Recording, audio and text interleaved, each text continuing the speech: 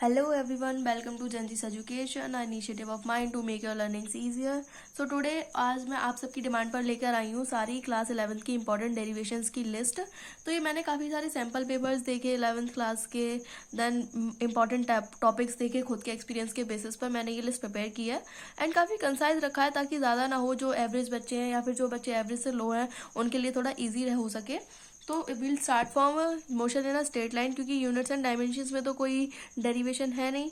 So unit इस motion in a straight line में derivations कौन सी है? इक्वेशंस ऑफ मोशन की जो 3 इक्वेशंस हैं, v² + u² = 2as वगैरह, ये सब।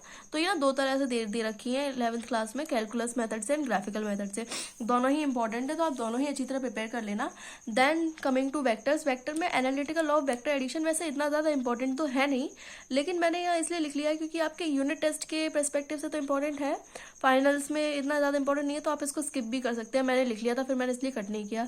फिर then coming to motion in plane, projectile motion काफ़ी ज़्यादा इंपॉर्टेंट है। प्रोजेक्टाइल मोशंस में भी एंगुलर प्रोजेक्शन इतना ज़्यादा इंपॉर्टेंट नहीं है, हॉरिजॉन्टल प्रोजेक्शन काफ़ी ज़्यादा इंपॉर्टेंट है।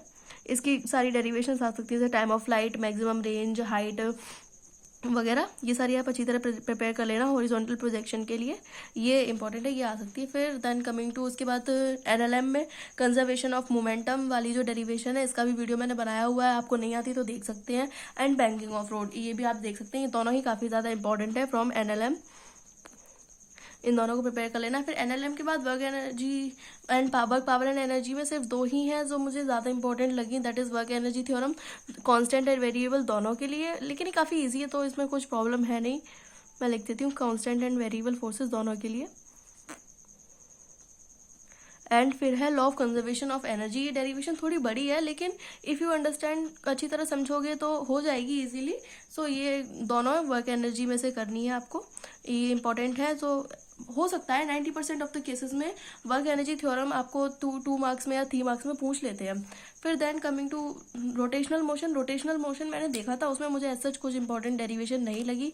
फिर ग्रेविटेशन में variation of acceleration due to gravity with depth और हाइट, दोनों ये दोनों ही काफ़ी ज़्यादा इंपॉर्टेंट है। उसके अलावा ग्रेविटेशनल पोटेंशियल एनर्जी और एस्केप वेलोसिटी, उसको आप स्किप कर सकते हैं if you are a average student. और हाँ, टॉपर है तो भाई सभी इंपॉर्टेंट है, फिर आप सभी कर लो।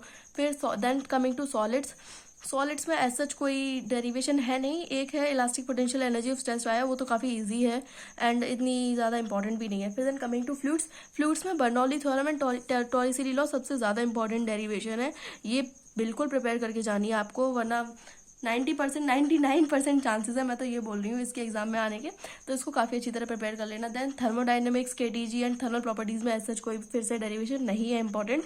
फिर ऑसिलेशंस में energy in SSM and time period of simple pendulum, ये दोनों ही काफ़ी ज़्यादा इंपॉर्टेंट है। स्पेशली टाइम पीरियड वाली, एनर्जी वाली उतनी इंपॉर्टेंट नहीं है, लेकिन टाइम पीरियड वाली ईजी भी है और इंपॉर्टेंट भी है ऑसिलेशंस में से,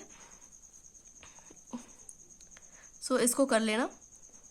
एंड देन लास्ट जो है वेव्स में से जो है principle of superposition of wave, ये वाला टॉपिक काफ़ी ज़्यादा इंपॉर्टेंट रहता है डेरिवेशंस के पर्सपेक्टिव से, सो इसको भी आप अच्छी तरह पढ़ सकते हैं। And that's all for it. और आपको और कोई भी फर्दर क्वेरीज हो, डाउट्स हो, तो आप कमेंट में मुझसे पूछ सकते हैं। And do like and subscribe and also share with your friend for such amazing content. Thank you for watching.